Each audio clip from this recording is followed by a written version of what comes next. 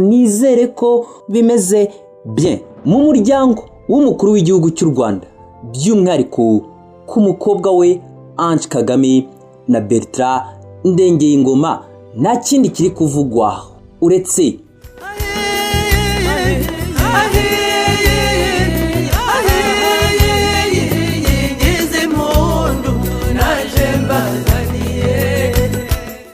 ibyishimo bikomeje kuba byose mu muryango wa nyakubahwa Perezida wa Repubulika Paul Kagame bitewe n'umukobwa we Ange Kagame. I think everyone finds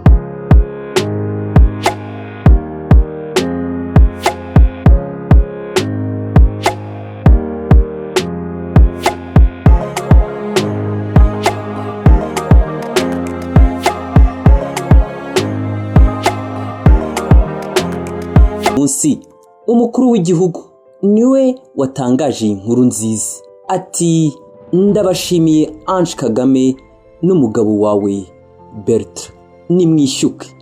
N'amagambo yaherekeresheje imfura ya Ange Kagame iteruye ubuheta. Abenshi bahise bibaza bati ese umwana wa kabiri wa Ange Kagame ni uwuhe? Nifashishije tweets y'uwitwa Belize Akariza, we yanditse ati urakaza neza muri iyi si mwishywa wanjye, urukundo rw'abantu bane mu buzima bwanjye, bega byiza, congratulations Ange Kagame na Bertrand Ndengeyingoma. Ikigaragara cyo ni umukobwa wa kabiri wa Bertrand Ndengeyingoma na Ange Kagame. Reka nkomeze ngira nti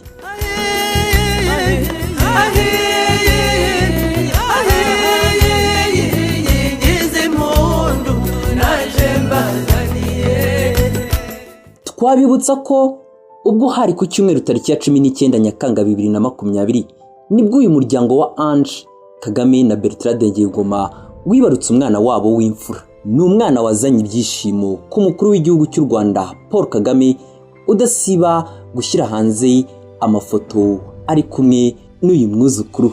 Nka tweets iheruka yaranditse ati hamwe n'inshuti yanjye ntoya yaje kureba ukomeze ku kazi aho nkorera, maze nyibutsa ko ngomba kujya mu rugo gufata akaruhuko. Mbega byiza. Ni ni byinshi biba biri kuri iyi imihanda. Hagati aho Sadate Munyakazi na Eric Semuhungu hahiye.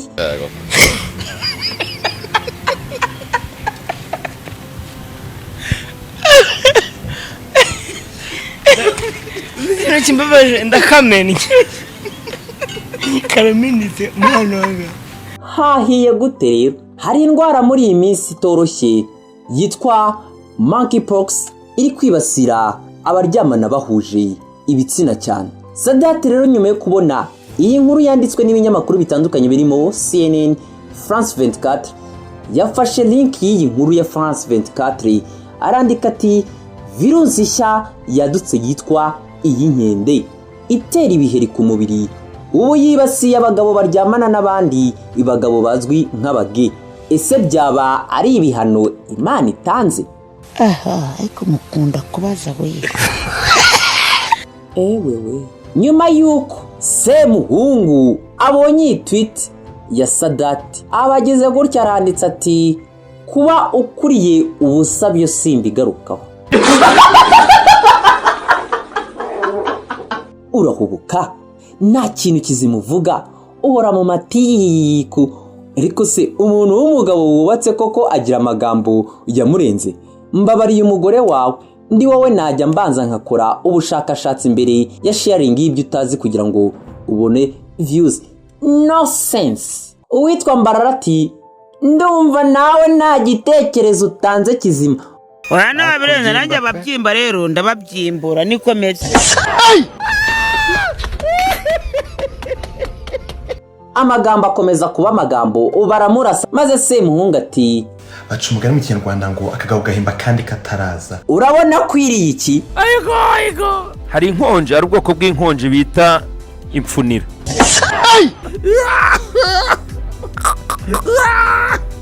Witwa Friday 13 ati bavuga ibyigondoye imihoro ikarakara ko Sadati yatanze suruse. Murabona ko yari tweetinze inkuru y'abandi cyangwa yateye ibuye mu gihuru? Nimubwire na France 24 rero nayo.